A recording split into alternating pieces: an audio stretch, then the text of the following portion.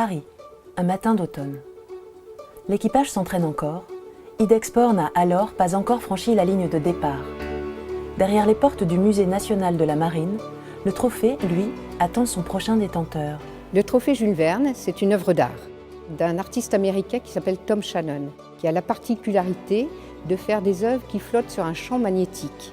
Ce trophée Jules Verne est tout à fait symbolique. C'est comme une carène de bateau qui flotte au-dessus de ce fameux champ magnétique, qui a comme un mouillage à l'avant avec une pince qui le maintient en fait. Alors, symboliquement, il raconte le rapport de l'être par rapport au monde.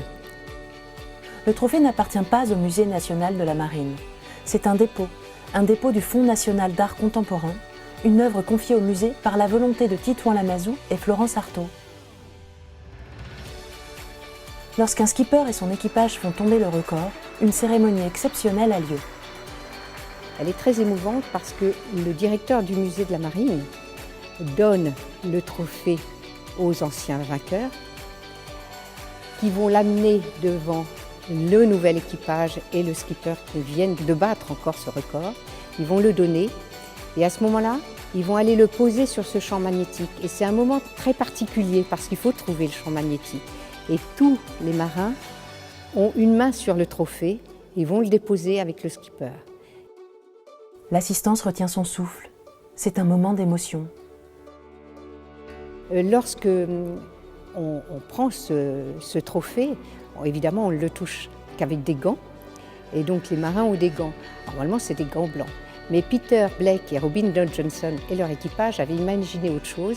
Ils s'étaient mis des gants rouge et vert, comme bâbord-tribord. Et ça avait une allure folle. Au musée, il est question d'art, d'histoire, de science, de technique, mais surtout d'aventure humaine. Une chose est sûre, la grande histoire des hommes sur la mer n'a pas fini de faire des vagues.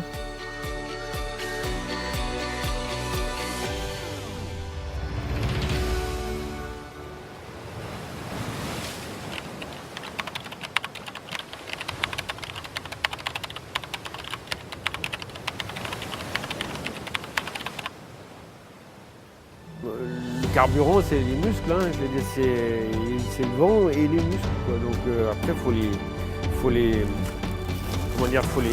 les nourrir, quoi.